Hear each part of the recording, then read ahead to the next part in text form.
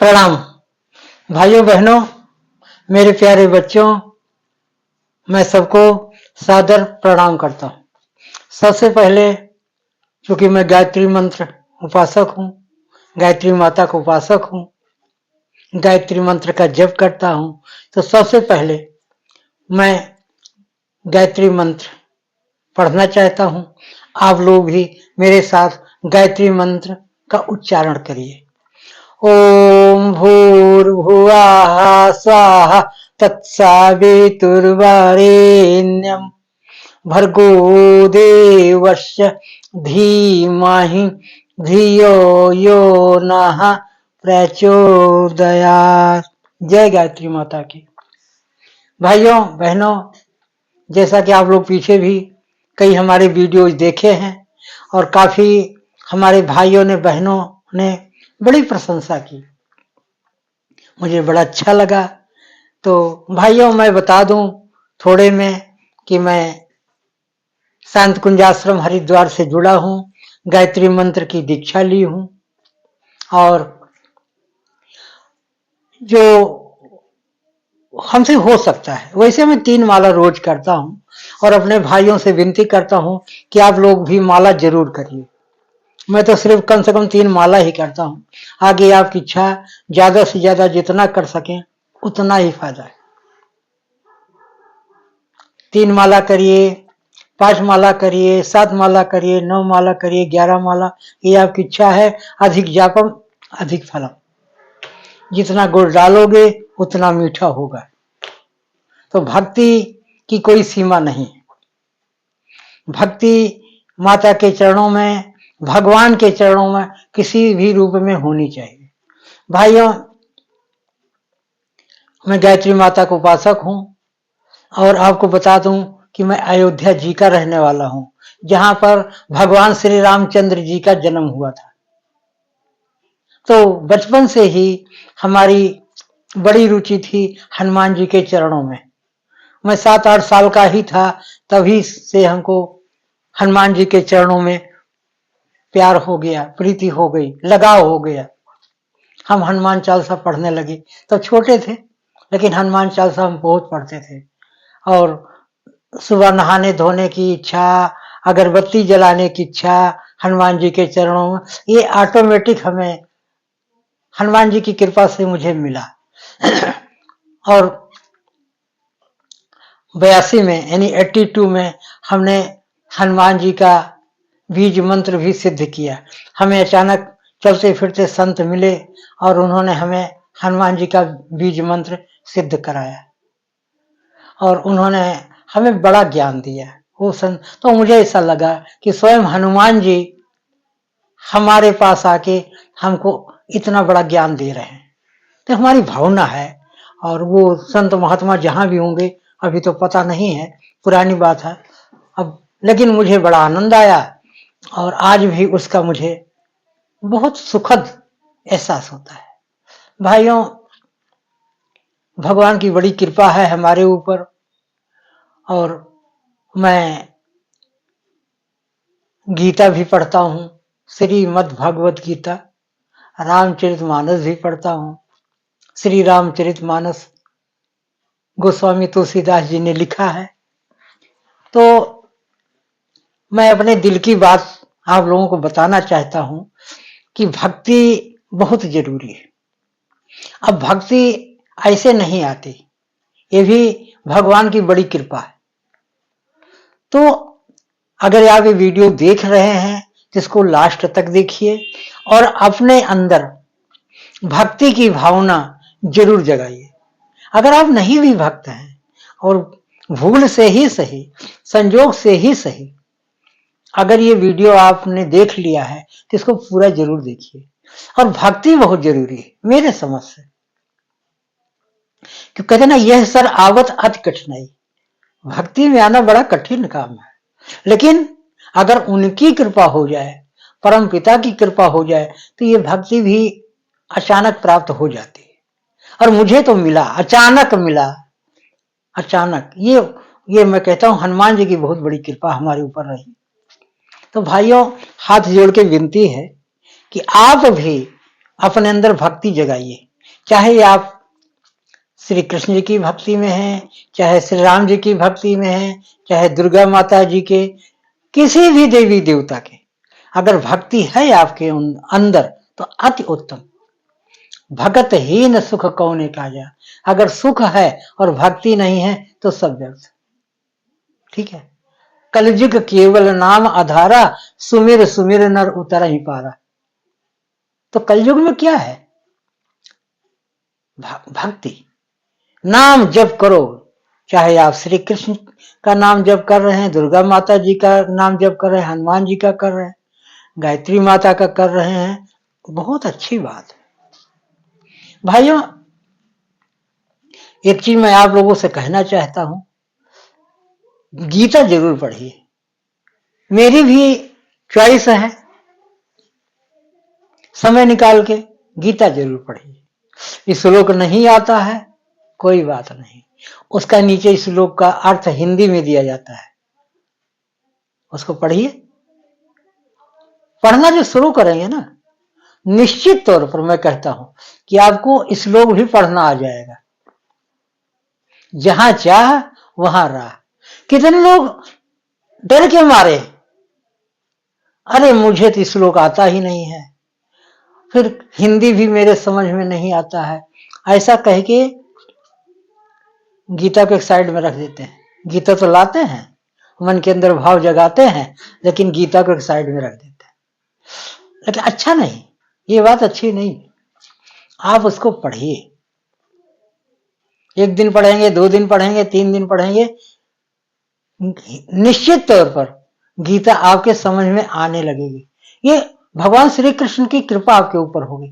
मुझे भी बड़ी परेशानी होती थी, अब भी होती है लेकिन मैं गीता पढ़ता हूं, ठीक है ना। तो इसीलिए मेरे अंदर एक भाव आता है कि हम सभी भाइयों को श्रीमद् भगवत गीता जरूर पढ़ना चाहिए। भगवान श्री कृष्ण ने गीता में कहा है कि जो व्यक्ति मेरा भक्त हो जाता है, उसकी हम सभी समस्याओं को हम खुद हल करते हैं। समस्याएं हल नहीं हो जाती, लेकिन भगवान की जब कृपा हो जाती है, वो समस्याएं हल्की हो जाती। खुद को ऐसा लगता है बड़ी बड़ी समस्याएं हैं, लेकिन वो कैसे हल हो गई, जैसे मक्खन में से बाल निकाल लेते हैं, इस तरह से समस्या हल हो जाती है। अब वो समस्या को हल करने वाला कौन? हल करने वाला कौन है? वो स्वयं भगवान श्री कृष्ण है। ये मान लीजिए बात को, ये उनकी कृपा है। भगवान श्री कृष्ण ने कहा है कि जो मेरी शरण में आ जाता है उसका योगक्षेम मैं स्वयं वहन करता हूं, योगक्षेम वहां में हम। तो क्यों ना हम लोग उनकी शरण में रहें। अपना हाथ पांव हम लोग मारते रहते हैं, तरह तरह के प्रयास करते रहते हैं, अच्छी बात है, प्रयास करना चाहिए, लेकिन परमात्मा के चरणों में अपने चित्त को लगा के, मन को लगा के, हृदय से उनकी भक्ति में रह के और कर्तव्य करते रहो, कर्म करते रहो। कर्म करना, कर्म में भी ये विचार करना पड़ेगा। ठीक है, उसके फल की इच्छा नहीं कर रहे हैं, लेकिन उचित कर्म होने चाहिए, विवेक से कर्म होने चाहिए। आंख मूंद के कोई कर्म नहीं करना है। अगर गलत कर्म करोगे तो आपको गलत परिणाम मिलेगा, और अच्छा कर्म करोगे तो आपको अच्छा परिणाम मिलेगा। As you sow so shall you reap. जैसा बोओगे वैसा काटोगे। तो करनी करे तो क्यों डरे, करके क्यों पछताए, बोया बीज बबूल का आम कहां से खाए। तो ये इस पर ध्यान देना होगा। कर्म भगवान श्री कृष्ण कहते हैं कि बिना किसी फल की आशा किए हुए कर्म करो, ठीक है, लेकिन कर्म में क्या है, हमें सदकर्म करना है, विवेक से काम करना है। हमें अपनी वाणी से, वचन से किसी को दुखी नहीं करना है। मन वचन कर्म से हमेशा शुद्ध रहना है, शुद्ध रहना है। अपने अंदर के विचारों को जरूर देखते रहो कि कहीं पापमय विचार तो नहीं है, क्योंकि कभी कभी विचारों का भी फल मिलता है और विचारों से ही कर्म होता है। अगर हमारे दूषित विचार हैं तो कर्म भी दूषित हो जाएंगे, अगर हमारे अच्छे विचार हैं तो कर्म अच्छे होंगे। अब ये हमारी ड्यूटी है, हमारा कर्तव्य है कि अपने विचार पर ध्यान देते रहें, क्योंकि मन है, मन हमारा बहुत बड़ा मित्र है और मन हमारा बहुत बड़ा शत्रु है। तो हमें अपने विवेक से अपने इस मन के ऊपर कंट्रोल करना पड़ेगा, क्योंकि मन तो बहुत चंचल है। मिनटों में कई हजार विचार इसके अंदर आते हैं, लेकिन हमें उन विचारों को हावी नहीं होने देना, कंट्रोल करते रहना है। तो मन तो बहुत कुछ कहता है, लेकिन उसमें सोच विचार के अच्छे कर्म करने चाहिए। पॉजिटिव जो विचार हैं, पॉजिटिव विचार, उनको ग्रहण करना है, निगेटिव को छोड़ देना है। साधु का विचार क्या होना चाहिए? एक कबीरदास जी का एक दोहा हमें याद आ रहा है कि सार सार को गही रहे, थोथा दे उड़ाए। तो विचार जो आ रहे हैं, अच्छे विचारों को ग्रहण कर लीजिए, और जो थोथा मीन्स बुरे विचार, हल्के विचार जो ग्रहण योग्य नहीं है, उनका त्याग कर देना चाहिए। तो हमेशा पॉजिटिविटी में रहो, सकारात्मक भाव में रहो, अच्छे विचार में रहो। ये ऐसे जब हम गीता पढ़ते हैं, हम भले श्लोक ना पढ़ें, अगर हम हिंदी ही पढ़ते हैं उसका, हिंदी तो भी हमें बड़े ज्ञान मिलते हैं। मैं सही बताऊं दिल से, मुझे भी सारे श्लोक मैं नहीं पढ़ पाता, कोशिश तो करता ही हूं, लेकिन सारे नहीं पढ़ पाता। तो उनका अर्थ पढ़ता हूं, 2 बार 3 बार उनका अर्थ पढ़ता हूं, फिर श्लोक पढ़ता हूं, फिर अर्थ पढ़ता हूं, फिर श्लोक पढ़ता हूं, धीरे धीरे श्लोक आने लगता है। मैं आपको इसलिए बता रहा हूं कि जो आपके अंदर का भय है गीता पढ़ने का, वो निकल जाए। क्योंकि मैं भी बहुत डरता था कि बड़ा कठिन है गीता पढ़ना। तो भाइयों, आप गीता की पुस्तक अगर घर में है उसको पढ़ना शुरू करिए, नहीं है तो मार्केट से ले आइए। गीता प्रेस की किताब ज्यादा अच्छी होती है, आप उसको ले आइए और पढ़ना शुरू कीजिए, बड़ा आनंद आएगा देखना।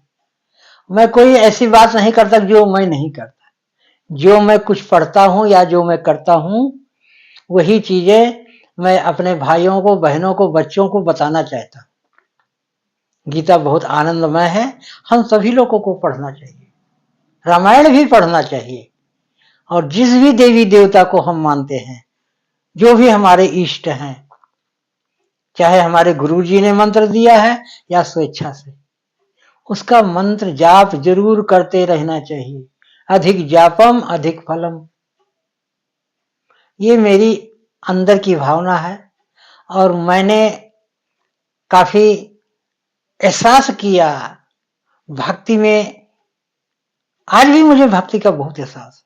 मैं 65 साल का हो गया हूं और मुझे बड़ा आनंद आता है, बड़ा आनंद आता है जब मैं रामायण पढ़ता हूं, जब मैं गीता पढ़ता हूं, जब मैं गायत्री मंत्र का जप करता हूं, बड़ा आनंद आता है। तो भाइयों, देर मत करिए, आप भी भक्त बनिए, और भक्त हैं तो अपने मन के अंदर ज्यादा से ज्यादा भक्ति को जगाइए, क्योंकि बिना प्रभु की कृपा से कुछ नहीं होने वाला है। अगर उनकी कृपा होगी तो हमारा जीवन धन्य हो जाएगा।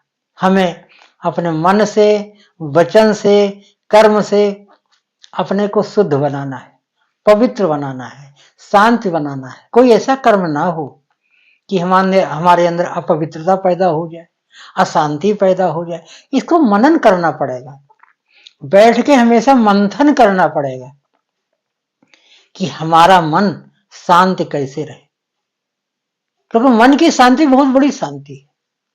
क्योंकि हम देख रहे हैं करोड़ोंपति लोग हैं, अरबोंपति लोग हैं, घर में शांति नहीं। और जिसके अंदर शांति नहीं है, ऐसे धन का क्या फायदा? जिसके अंदर शांति नहीं है, ऐसे परिवार का क्या फायदा? क्या फायदा? और वो शांति कैसे आएगी? भक्ति से आएगी। अगर हम परमात्मा के चरणों में अपने मन को ज्यादा से ज्यादा लगाएंगे तो हमारा मन एकाग्र होगा, मन शांत होगा, मन पवित्र होगा।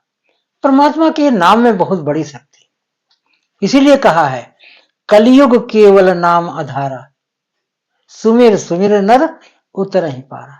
तो नाम में बहुत बड़ी पावर है। और भाइयों, आप लोग ये वीडियो देख रहे हैं और हमें बड़ा अच्छा लगा, तो नाम जप जरूर करते रहिए, नाम जप जरूर करते रहिए, जिससे आपको हर प्रकार की सुख शांति मिलेगी, धन संपत्ति भी मिलेगी। सब परमात्मा की ही कृपा है। जब उनके हम चरण शरण में आ जाते हैं तो हमारा योगक्षेम खुद संभालते हैं। हमें क्या चाहिए वो देखते रहते हैं। हमें धन चाहिए, परमात्मा धन देता है। हमें सुख चाहिए, परमात्मा सुख देता है। तो हर प्रकार का, चाहे वो भौतिक सुख हो, चाहे आध्यात्मिक सुख हो, जब हम परमात्मा के चरणों में आ जाते हैं, उनके चरणों में अपने को समर्पित कर देते हैं, सरेंडर कर देते हैं, तो हमारे हर प्रकार की परेशानियों का हल कर देते हैं, हर प्रकार की इच्छाओं को वो पूरा करते हैं। ये निश्चित है, इसमें कोई दो राय नहीं। भाइयों, ये वीडियो हमने अपने हृदय के जो भाव हैं, जो विचार हैं, जो सही बात है, जिस चीज का फायदा मुझे मिला है, इसलिए मैंने ये वीडियो बनाया है अपने भाइयों को, बच्चों को देने के लिए। तो भाइयों, देर मत करिए, भक्ति में रहिए, गीता पढ़िए, श्री रामचरितमानस पढ़िए, और जिस भी देवी देवता को आप मानते हैं वो मंत्र का जप ज्यादा से ज्यादा करिए।